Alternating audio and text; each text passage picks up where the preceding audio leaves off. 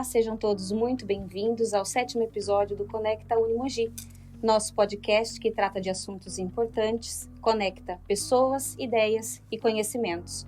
Eu sou a Elga, estudante regular do curso de Direito da Unimogi, estou cursando o 7º semestre e estou aqui hoje com o Brian, que vai abordar para a gente melhor qual que é o tema de hoje, Brian.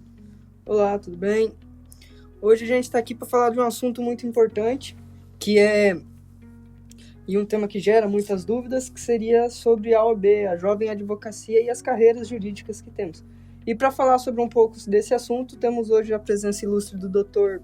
Natalino, presidente da 61ª subseção da OAB de Mogi Guaçu, advogado criminalista e professor dessa universidade que nós adoramos, que é a Unimogi. Por favor, Dr. Natalino, se pudesse apresentar, por favor, é uma honra ter o senhor aqui. Obrigado, boa noite. Boa noite. Eu que agradeço o convite, né?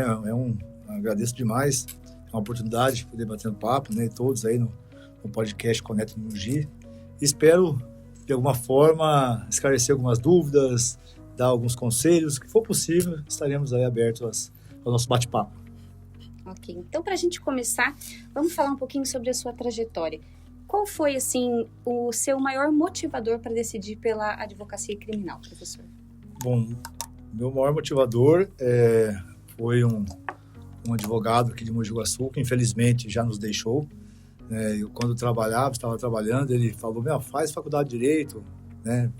Faz lá e você vem estagiar comigo depois, né? Então, aí eu entrei na faculdade em 99 e já no segundo para o terceiro ano, eu já comecei a estagiar no escritório dele.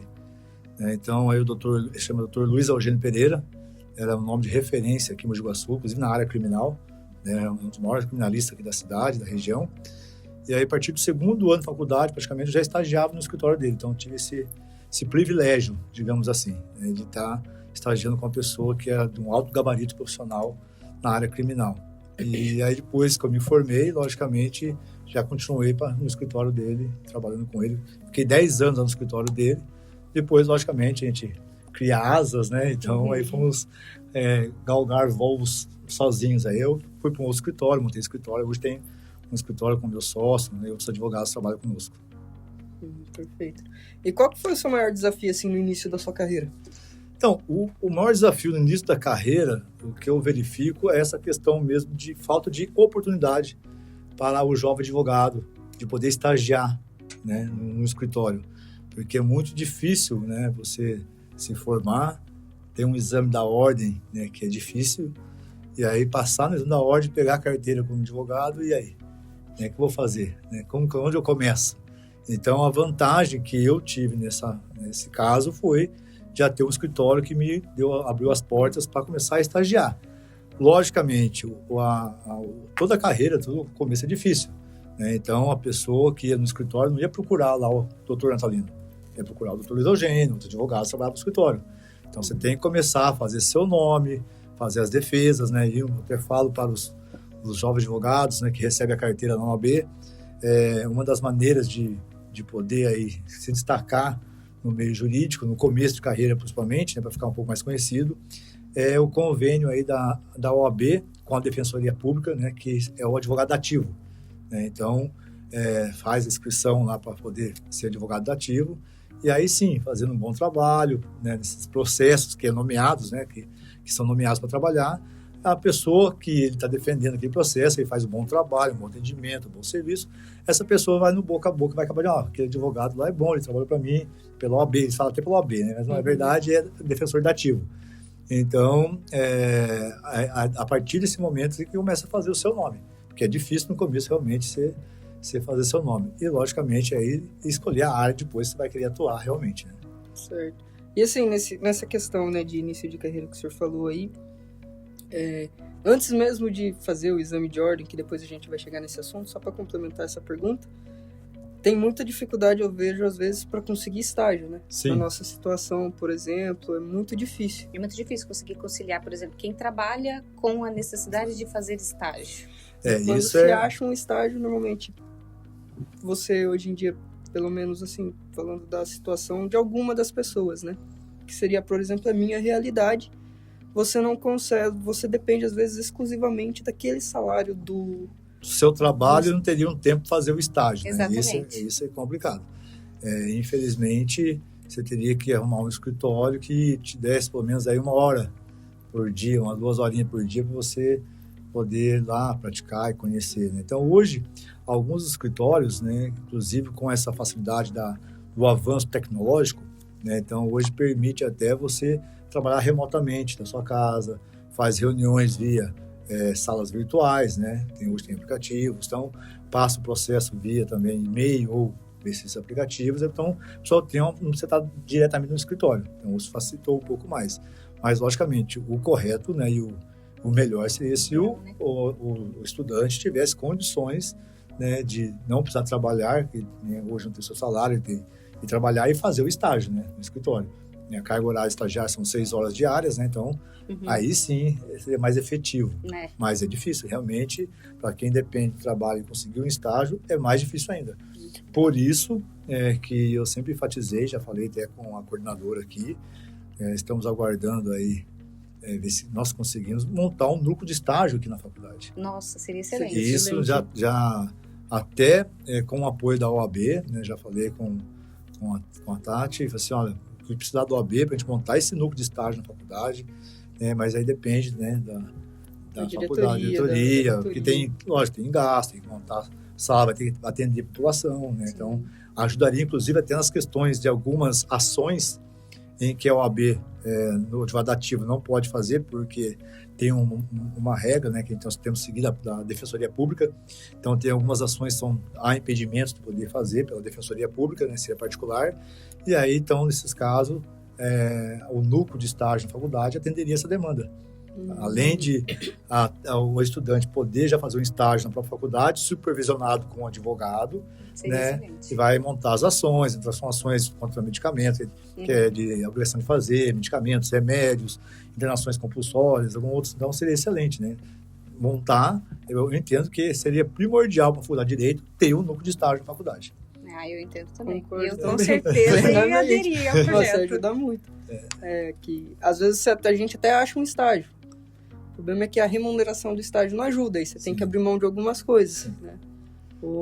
Justamente pelo estágio, né, ser 6 horas diárias, né, estagiário, então os escritórios que fornecem algumas vagas de estágio, muitas vezes não é o valor que você ganha no seu serviço trabalhando. É bem menos, às vezes é ajuda de custo, né? Então, assim, é um pouco mais complicado nesse sentido. Né? E aí, se tivesse essa oportunidade que o senhor está dando a ideia para a faculdade, seria excelente, né? Porque você poderia aprender, não precisaria abrir mão do seu trabalho, montando um núcleo de estágio na própria faculdade, o núcleo de estágio supervisionado por um advogado, com apoio da OAB local, inclusive, nós já falamos isso, permite, inclusive, ao estudante que for fazer o estágio, pegar a carteira de advogado estagiário. Já comecei a contar, então tem o número da OAB e o E na frente, que é de estagiário. Então, a partir do 7º semestre, né, do 7º período, que é o 4º ano, já pode, inclusive, né, para a faculdade sendo registrada, com o número de estágio, com a OAB, aí pode, inclusive, solicitar essa carteira de estagiário junto à OAB Seccional de São Paulo. E assim, efetivamente, o aluno tem contato. Isso, porque prático, aí geralmente vai assinar as petições junto com o próprio advogado. Então porque quem vai, logicamente, entrar com a ação é o advogado. Mas aí o aluno, o estagiário da faculdade, ele tendo o número da OAB estagiário, vai poder colocar o nome dele na petição junto, vai estar lá e assinar junto a petição com o advogado. E em caso, por exemplo, desculpe interromper o senhor, mas se você precisa fazer uma sustentação oral ali, que eu gosto muito de ver vídeos na internet dessas situações que acontecem, e normalmente os juízes pedem o número de inscrição mesmo que de estagiário. Isso permitiria, por exemplo, um estagiário a se desenvolver nessa questão ele pode participar junto, ele não poderia fazer sustentação oral e julgamento. Né? Quem faz sustentação oral e julgamento é só o advogado. O estagiário ele não faz os atos em si do advogado. O advogado não pode ir, ele vai fazer audiência. Não, tem que estar o advogado e aí o estagiário pode estar junto, compartilhando a audiência, fazendo junto com ele e tudo mais. Entrar na sala de audiência, vai no julgamento, acompanhar. Então, isso sim. Então, assinar a petição junto. Né? Então, isso é muito essencial na formação do aluno, o estágio, e na faculdade ter um núcleo de estágio da faculdade. Maravilhoso, adorei a ideia. Tenho certeza que muita gente vai gostar também. Depende dos alunos, né, logicamente, né? Eu já falei com a coordenadora, né, com a Tati, já falei que a OAB, aqui ela sabe, né, está de portas abertas para a gente poder auxiliar, não é possível montar um estágio, porque, como eu falei, algumas ações a Defensoria Pública não autoriza a fazer. Por exemplo, medicamentos, que por lei, até 20 salários mínimos, você não precisa de advogado. Você pode ir pessoalmente lá no juizado especial, né, e se for abaixo de 20 salários mínimos, você mesmo entrar com uma ação. Mas muitas vezes, aí depois a parte contrária contesta. Aí, para você fazer uma réplica da contestação, tem que ser um advogado. Então, aí manda para a OAB. A OAB não pode nomear porque é menos 20 salários mínimos. Então, todas essas questões, internação compulsória, né, outras ações aí de menor valor. Então, tudo isso o núcleo de estágio poderia fazer. Essas ações cíveis aí poderia estar fazendo todas com supervisão de advogado e o aluno estaria praticando. Sim, excelente. Agora, doutor, falando um pouquinho sobre a atuação institucional, de forma objetiva, qual que é o principal papel da OAB na vida do advogado? O principal papel da OAB para o advogado é a defesa intransigente das prerrogativas do advogado. Né? Porque hoje em dia nós temos as nossas prerrogativas, elas não podem ser violadas, e muitas vezes há abuso de autoridades, né, de juízes, de delegados, enfim. Tem sido comuns, inclusive vocês podem ver direto na internet, você colocar TikTok, colocar Instagram, você vê direto. Sim. Então, assim, o principal é assegurar o exercício independente, né, da advocacia e funcionando como um escudo institucional para o advogado. Excelente. Entendi. E como que a nossa subseção, né, que é a nossa, eu já falando como se eu já fosse um advogado. Tá certo. É um sonho, né? Mas como que a subseção apoia na prática o jovem advogado que está começando, nesse sentido, assim, dessas prerrogativas, porque nós vemos que existe alguns benefícios a mais para o jovem advogado, né? A nossa subseção, né, logicamente tudo depende que vem da seccional da OAB de São Paulo, mas a nossa subseção especificamente, né, o que a OAB São Paulo fornece? Geralmente, o jovem advogado, até o 5º ano, tem desconto na anuidade. Então, os descontos é graduativo, né, vai aumentando de acordo com os anos. Então, há um desconto maior no primeiro ano, depois no segundo ano, assim, até o 5º ano tem um desconto, né, não paga igual a anuidade dos advogados. Então, isso vem já da seccional da OAB São Paulo. E a nossa subseção aqui, ela tem uma comissão do jovem advogado. Então, essa comissão do jovem advogado, né, já ajuda em tudo, né? A questão de tirar dúvidas de processo. Então, o pessoal tem um grupo, como é que faz isso? Como é que entra com ação? Como é que eu peticiono? O que eu posso fazer? Então, já tem a comissão de jovem advogado que ajuda nessa questão, ajuda em eventos na OAB. Então, nós tivemos agora, no mês passado, o Rotary em Ação, na Praça do Recanto.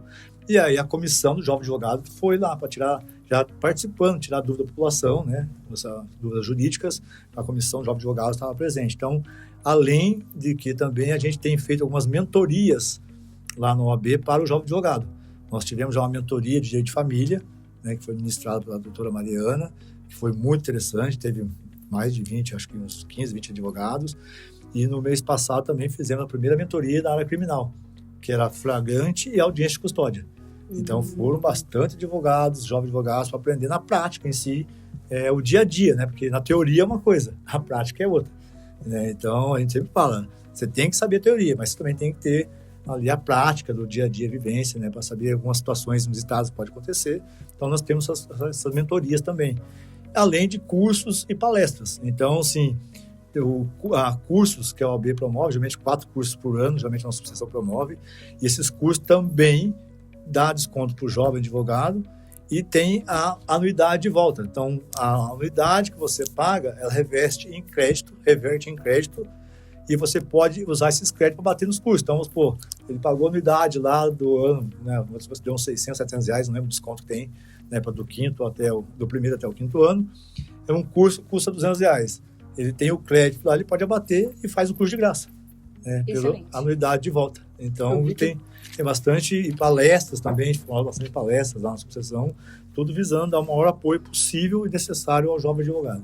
E que pode ser revertido esses créditos até, por exemplo, na compra de livros, de algum tipo. Sim, tem a livraria, tem tudo. Da CASP. E a OAB também tem um aplicativo que chama OAB Shop, né, é uma parceria com várias redes aí de lojas do Brasil. Então, se o advogado comprar qualquer produto dentro desse OAB Shopping, né, então tem parceria desde das lojas, grandes lojas, né, e marcas, né, então ele compra lá um computador dentro da OAB Shopping. Daquele valor, uma porcentagem reverte em crédito para ele, e esse crédito fica lá, ele pode, inclusive, até abater na unidade do ano que vem. Olha que legal. Então consegue até abater na unidade do próximo ano daqueles créditos reverte comprando dentro do aplicativo. É uma parceria que a Seccional tem com várias lojas, chama OAB Shopping. Interessante. E, no que tange assim, ao estudante, né? Porque esse é para jovem advocacia, né? O que ele precisa entender sobre a função institucional da OAB? Uma boa pergunta. Como já falei, o estudante entender o que é a OAB não é só uma banca examinadora. Como muitos pensam. A OAB é só para fazer a banca examinadora, não. Ele tem que entender que a OAB é uma instituição que vai protegê-lo na sua carreira, como já disse, a questão das prerrogativas. Também fiscaliza o exercício profissional, né, que tem alguns aí que exercem atividade irregular, como advogado, sem ter OAB. Então, assim, a OAB ajuda nessa parte de fiscalizar o exercício profissional, zela pela ética também, todos têm que trabalhar com ética, né? Nós temos aí o nosso código de ética da OAB, você tem que seguir esse código de ética, você pode não sofrer um processo disciplinar, né? Então, assim, auxilia nessa questão ética, defende o Estado Democrático de Direito, né? Então, assim, a defesa inteligente do Estado Democrático de Direito, e inclusive aí assegura, né, a voz institucional da classe. Então, essa voz institucional, como já falei, servindo como escudo para ele o que ele precisar. Né? A OAB tomar a frente, não ele como uma pessoa única, e sim como uma instituição OAB à frente de algum problema que ele venha a ter. É outra força, né? É outra força. Eu lembro não lembro qual matéria exatamente falou isso pra gente, creio que a Elga vai lembrar, espero. Vamos ver. Mas que um dos professores nossos falou pra gente, né, que a OAB tem um papel muito importante, por exemplo, até no legislativo brasileiro, né? Sim. A prerrogativa dela permite que ela interfira diretamente no legislativo quando interfere nessas prerrogativas e nos direitos dos advogados. Né? Sim, a prerrogativa do advogado está no Estatuto da OAB, né, e é uma lei federal. Inclusive, né, teve até a campanha para criminalizar, né, a ofensa às prerrogativas. Então, por isso que a OAB é uma instituição forte, né, independente, né, uma instituição civil independente, forte, e auxilia e protege aí todo o custo do advogado no que ele precisar. Perfeito. E assim, falando como o senhor citou o exame, né? E agora voltando pro nosso lado de estudante, quais são os 3 erros mais comuns de quem presta o exame da ordem?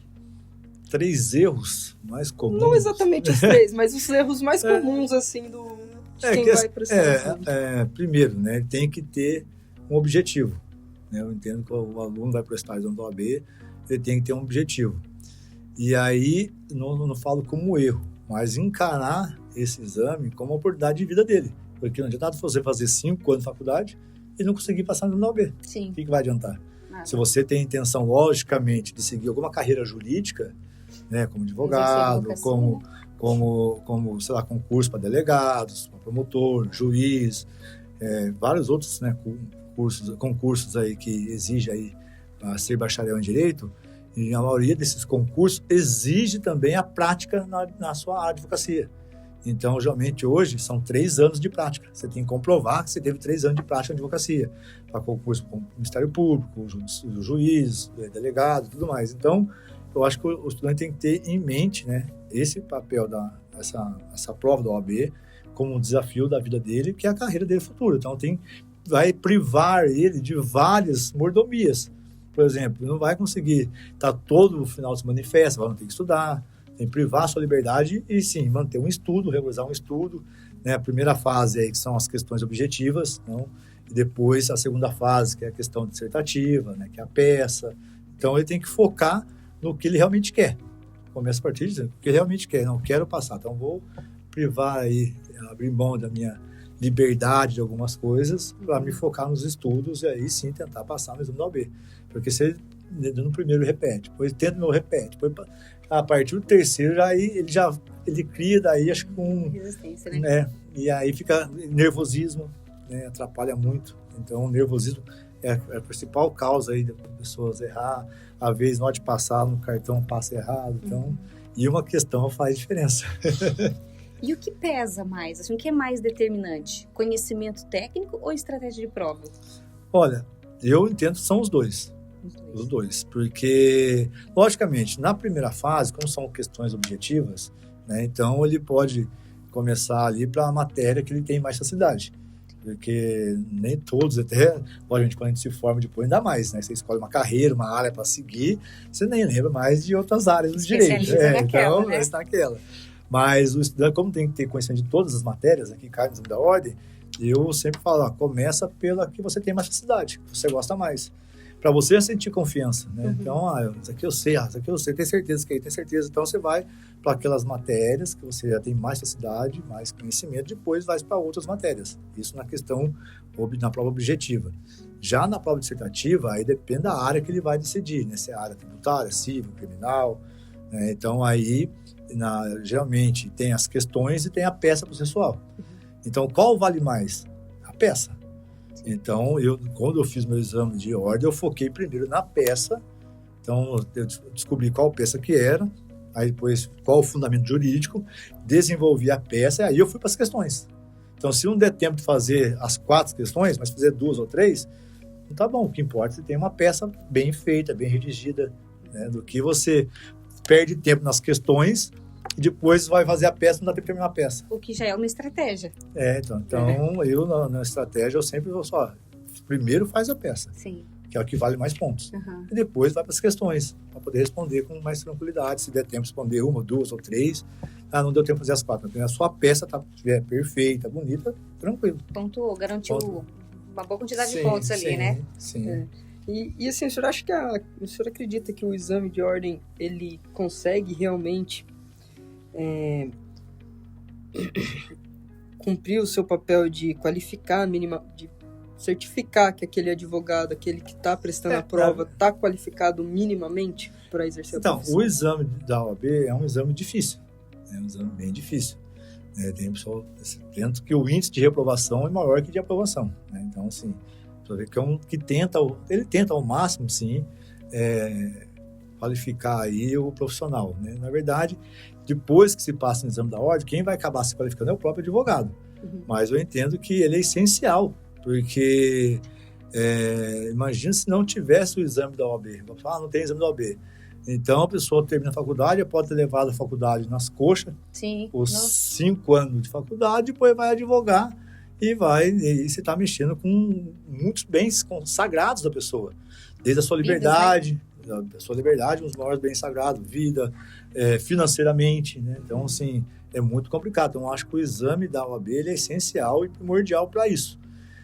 Tanto que outras áreas estão tentando fazer o exame. Inclusive, teve já notícia aí que estão tentando, né, da medicina, ter uma prova semelhante da OAB, porque mexe com vidas, basicamente, né? Então, assim, o aluno, lá, o estudante de medicina, termina a faculdade de medicina, a residência dele, e teria uma prova para fazer, para qualificar para trabalhar.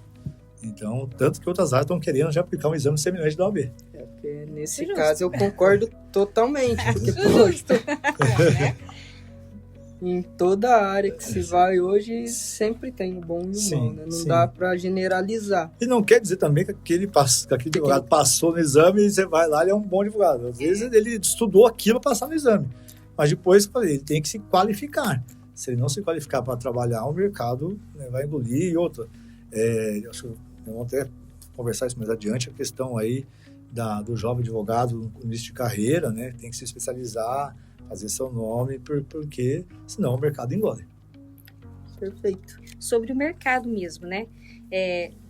O doutor entende que o mercado já está saturado ou há espaço para quem quer se posicionar? Não, há espaço ainda, porque foi o que eu falei. Se você gosta, além de tudo, você tem que trabalhar no que você gosta. Você tem que trabalhar com amor. Já começa por aí. Se você não trabalhar com amor, fazer o que você gosta, procura fazer outra coisa. Então, aquele que faz o que gosta, trabalha com amor, ele vai se dedicar ainda mais ao estudo. E especializar em uma área.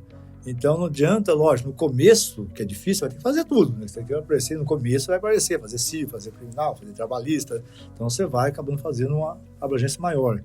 Mas ele já tem que pensar, não, eu quero me especializar em direito tributário, eu quero me especializar em direito empresarial. Então, se ele faz os cursos de especializações, pós-graduação nessa área, então ele está se destacando nessa área. E aí ele vai ser uma notoriedade nessa área. Então, isso é importante. Então, há espaço hoje, né, a diversidade de áreas dentro do direito são muitas. E você você chega numa cidade como Mogi Guaçu, você vai procurar advogados tributaristas, por exemplo. São poucos. Né? Hoje a maioria é tudo civilista, trabalhista, previdenciarista, criminalistas. Né? Então, assim, há algumas áreas ainda menos exploradas. Áreas do agronegócio, que são rentáveis, apesar de Mogi Guaçu não está em uma globalização do agronegócio, mas é uma área rentável. Tem várias áreas que daí pensar, eu quero fazer tal área e vou destacar. Porque a partir do momento que ele faz especialização, faz pós-graduação, ele começa a destacar, logicamente que outros advogados vão acabar indicando também. Porque, quem faz? O colega lá faz. Então, você acaba indicando até outros clientes, né, para essa pessoa, esse colega advogado que se destacou. Então, eu acho que ainda o campo é abrangente, apesar de estar bem saturado, mas tem vaga para todo mundo trabalhar de forma correta e honesta. Sim. E, assim, qual que o senhor acha que é o maior erro do jovem advogado nos seus primeiros anos de carreiras, além desse que o senhor falou de não querer se especializar, às vezes ficar acomodado? Eu acho que, até já falei lá na OAB para alguns jovens advogados, o principal erro que eu vejo vou usar um termo até um pouco forte, mas é o que eu vejo, ele se prostituir na advocacia. O que é isso, prostituir na advocacia? Cobrar valores irrisórios só para pegar o serviço. Ah, sim. Então, ele vai cobrar valor irrisório, vai cobrar valor irrisório só para pegar o serviço, com medo de não pegar aquele serviço, e aí, no começo, ele pode até pegar, mas vai acabar se queimando, porque ele não vai ser conhecido como advogado bom, especialista, ele vai ser conhecido como advogado, cobra barato, vai nele lá. Desesperado. Então, assim, eu acho que um dos piores erros aí, né, no começo, é tentar, o valor é esse, a OAB tem uma tabela, então, tem o site da OAB, tem a tabela profissional dos serviços. Essa tabela não é que tem que seguir a risca, mas é um parâmetro que você tem lá. Você não pode cobrar abaixo da tabela da OAB, para não cair infração ética por estar cobrando abaixo da tabela da OAB para angariar clientes. Então, tem um valor de mínimo, valores mínimos de cada serviço. Acima daquele valor, você pode cobrar quanto você quiser. Então, eu tenho um valor de uma ação, ela custa 10 mil, eu quero cobrar 100 mil. O advogado está cobrando.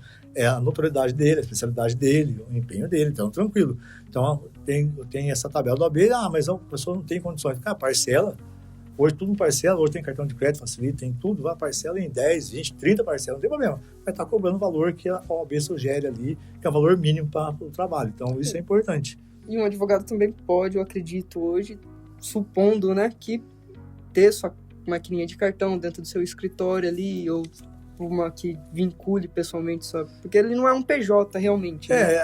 Hoje, inclusive, já é possível você ter até uma sociedade unipessoal. Tá? Antigamente era só sociedade de advogados, então você tinha que ter 2 ou mais advogados, montar uma sociedade de advogados. Hoje não, hoje já pode ser o advogado sociedade unipessoal. Então ele seria tipo um ME, no caso. Então aí, hoje facilita muito, além de questões tributárias, em relação à profissão, declarar imposto de renda e tudo mais. Também facilita para ele ter lá uma maquininha de cartão que ele pode cobrar, emitir um boleto para o cliente pagar, então fazer um carnezinho, assim por diante. Então, assim, há N maneiras de você poder exercer e cobrar os seus honorários devidos. Você tem que dar valor, você tem que se valorizar. Você não fez 5 anos de faculdade à toa, depois ir lá e cobrar um valor irrisório. Então, você tem que, primeiro de tudo, se valorizar. Não, eu sou profissional, eu sou advogado, competente, o meu valor é esse, porque eu vou dar o máximo de empenho que eu posso, assim por diante. Então, para ele não se queimar na largada, né, no começo da carreira, e não se acabar se queimando por esse motivo. Agora, sobre ética e reputação, como que você enxerga isso? Como lidar com a pressão emocional, especialmente na advocacia criminal?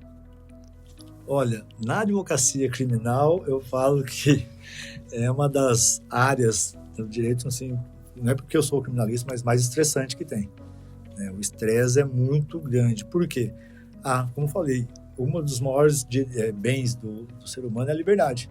Fora a vida é a liberdade. Então, há uma pressão muito grande, né? Você fazer a defesa de um cliente e você, às vezes, acaba se envolvendo emocionalmente, não tem como, né? Às vezes você vê a situação, porque nada melhor que para conhecer a situação de um réu, advogado. Porque o juiz não tem contato com o réu. O Ministério Público está dentro do gabinete dele, não está na rua, não tem contato com o réu. Então, eles têm contato com o papel, com o que está no computador. Quem tem um contato direto com o cliente é o advogado. Então, ele sabe da situação que está. Ainda mais se a pessoa está sendo acusada de um crime que é inocente. Aí pesa mais ainda.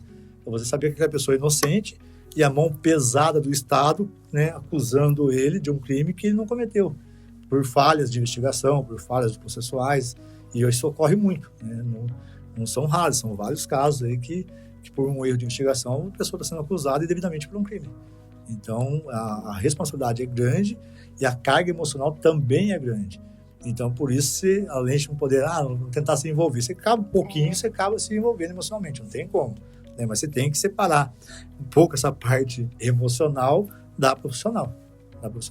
Senão, né, acontece muito aí os estresses da vida aí, da profissão, e acaba pegando mesmo. Né? Quanto mais tempo passa, né, acho que mais estressante vai ficando. Por isso que eu falei, tem que fazer com amor. Se não fizer com amor, aí não tem jeito. O que gosta não tem como. Porque senão o estresse derruba. Se o senhor me permite fugir um pouco do nosso roteirinho... Só cortando. Perdão. E uma das causas, né, que mais acontece para o advogado é o infarto.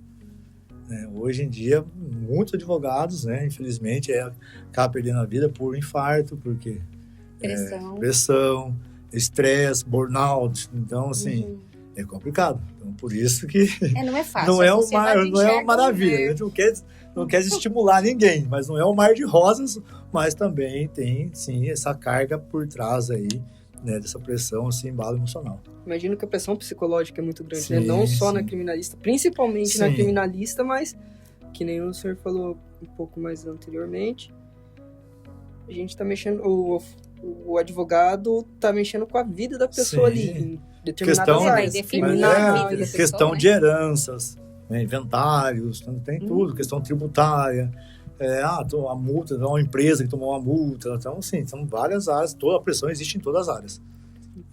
E, assim, fugindo um pouco do nosso roteiro, se o senhor me permite, mas perguntando sobre a carreira criminalista, né? A gente vê hoje que é uma das mais concorridas, né? Quando você vai buscar ali no exame de ordem, é um dos que mais prestam, é um dos que tem maior número de advogados, mas é difícil aqueles que se sobressaem justamente por isso. Alguns começam, desanimam por culpa dessas ocasiões que o senhor falou, pelo menos é o que a gente, quando vai procurar na internet, em notícias, é o que aparece para nós, né? O senhor acredita, assim, que um pouco dessa dificuldade que o advogado criminalista tem hoje está ligado às leis que nós temos hoje? Por exemplo, eu lembro que o senhor falou em uma das aulas que o São Paulo, pelo menos, é muito punitivista, né? Sim.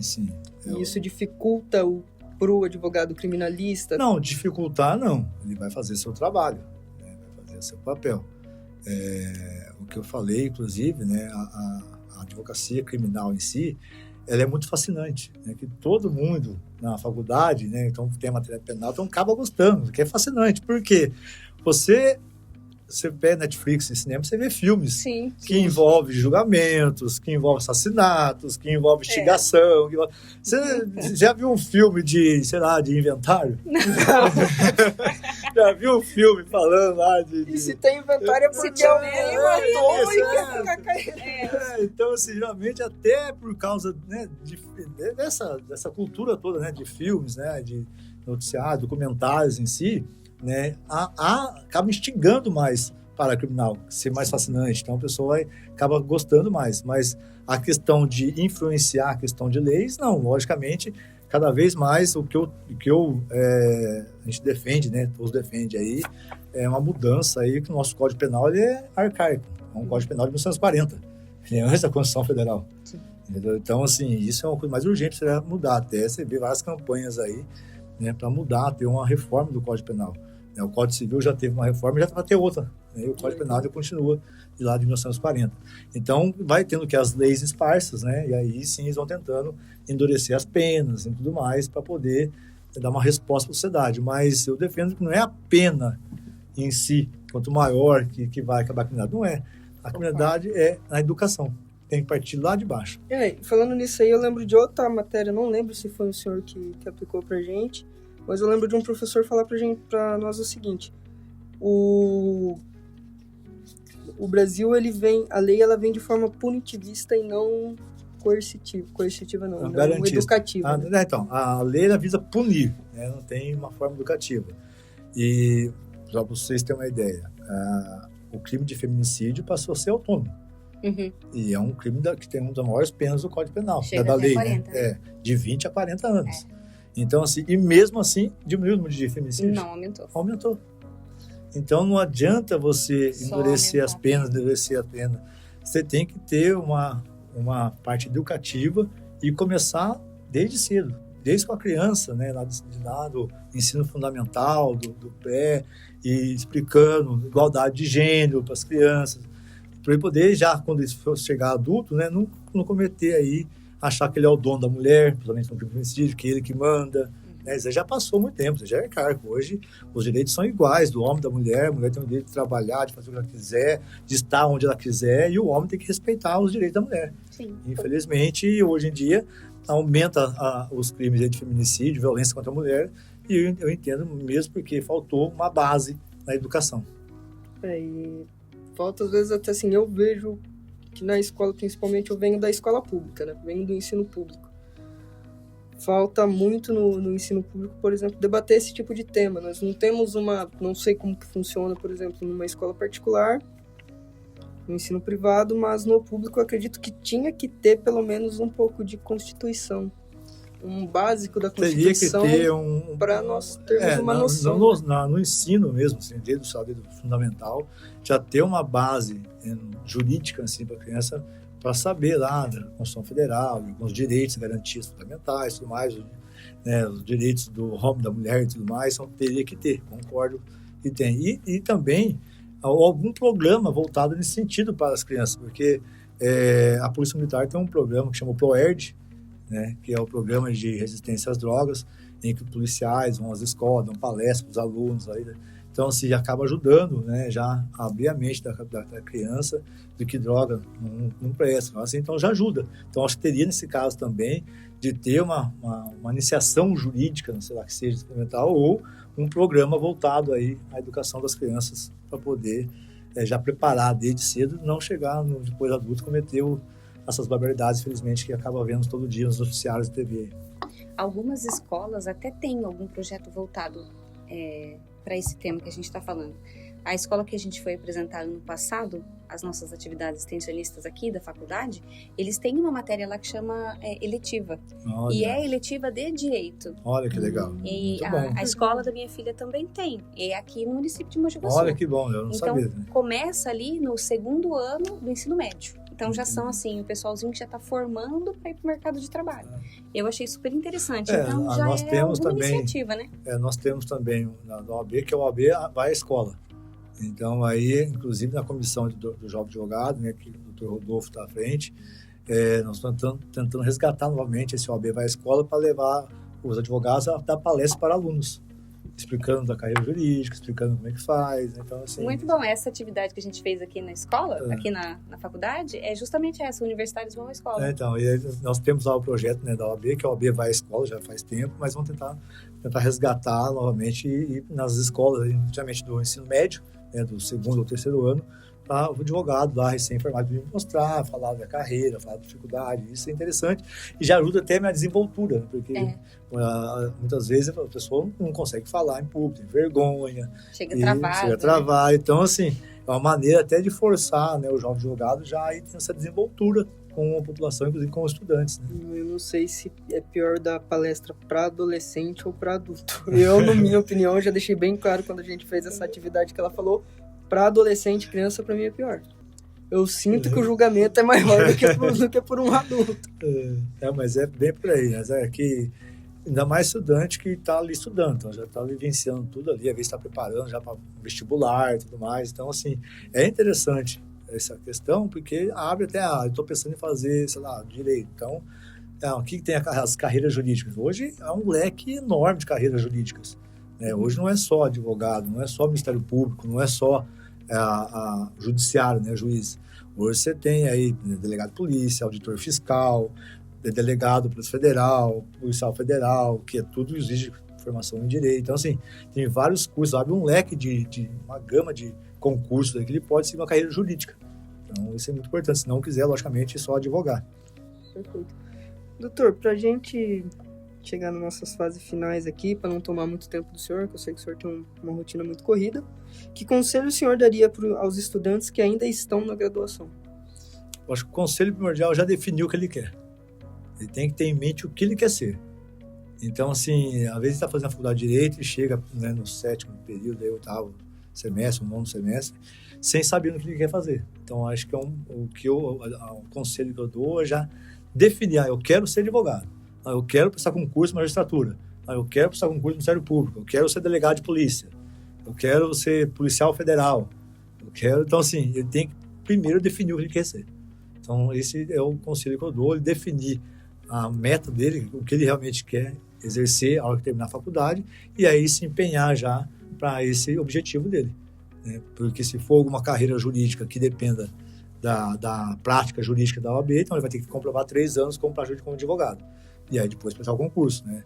Ou se for algum concurso que não exige a prática jurídica, né? Tem vários concursos que não exigem prática jurídica, só depende de curso superior, então aí ele já sabe, eu não vou precisar prestar o exame da OAB. Então eu vou só me empenhar nos estudos para concursos, se eu tenho um diploma de curso superior, então eu vou me empenhar nos concursos aí que não dependem da prática jurídica. Então ele tem que definir o que ele quer. E o conselho para quem está se formando, já concluindo ali a graduação, mas sente insegurança diante do mercado? Então, nesse caso, então, se ele está inseguro para saber o que ele vai querer fazer, é mais difícil ainda. Então, até essa pergunta já vem de bala da anterior. Por isso que é importante ele definir o que ele quer ser, para ele não ter essa insegurança. Sim. Então, assim, eu vou ser advogado, não vou ser advogado, vou precisar da OAB e já definir, eu vou seguir tal área do direito. Então, eu já defini, ter essa meta e aí perseguir essa meta dele, eu tenho certeza que vai ter um grande sucesso.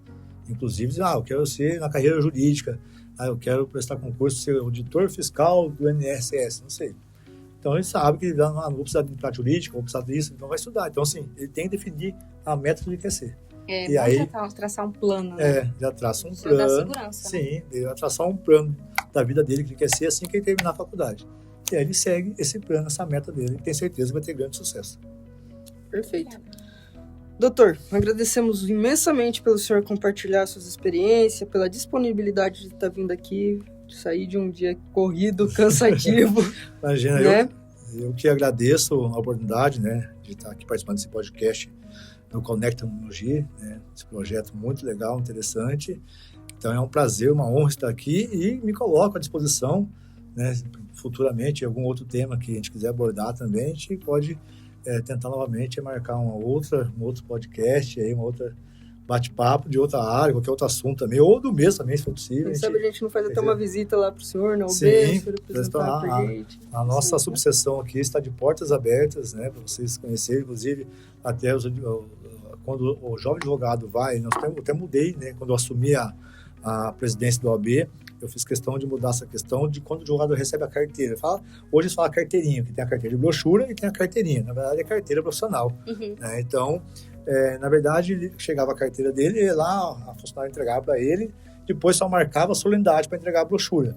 Então, eu fiz questão de eu entregar, junto com a diretoria, esse primeiro contato com o jovem advogado, dar os parabéns e apresentar a casa para ele. Aqui é uma farmácia do OAB, aqui é auditório, aqui é o salão de festa, aqui é isso, aqui é a sala de coworking, que a nossa subseção hoje já tem sala de coworking para o jovem advogado. Então, o jovem advogado não tem um escritório para atender, então ele pode ligar, reserva a sala de coworking lá dentro e vai atender o cliente lá no OAB. Excelente, não precisa iniciar a carreira com gastos. Isso, com gastos. Sendo que nem tem clientela ainda. Então, hoje muitos utilizam essa nossa sala de coworking lá. Estamos tentando ampliar, né? Eu estou em reuniões constantes para tentar reformar o nosso prédio lá da subseção, que apesar de ser um prédio grande, mas é antigo. Então, nós estamos tentando reformar para ter salas de coworking adequadas para os jovens advogados, mas ele pode, praticamente, lá reservar a sala, atender o cliente dele lá, fazer uma reunião no OAB, tranquilamente. Então, é um apoio a mais que a gente sempre está dando ao jovem advogado. Então, a nossa obsessão de portas abertas. Eu tive a oportunidade de visitar lá algumas áreas específicas e não sei como são outras, mas eu vejo que a subseção aqui de Mogi Guaçu, ela é muito bem, como eu falo assim, dividida, vamos falar assim, né? Farmácia próximo ali à CAASP, né? Bem tem um acesso fácil para o advogado.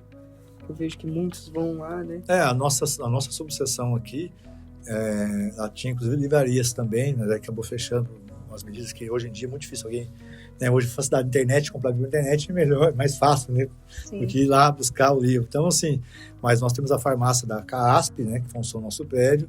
E, então, hoje vem muitos advogados da região inteira, aqui próximo de mim, Itapira, Pinhal, o pessoal vem buscar remédio na farmácia, tem um desconto muito grande.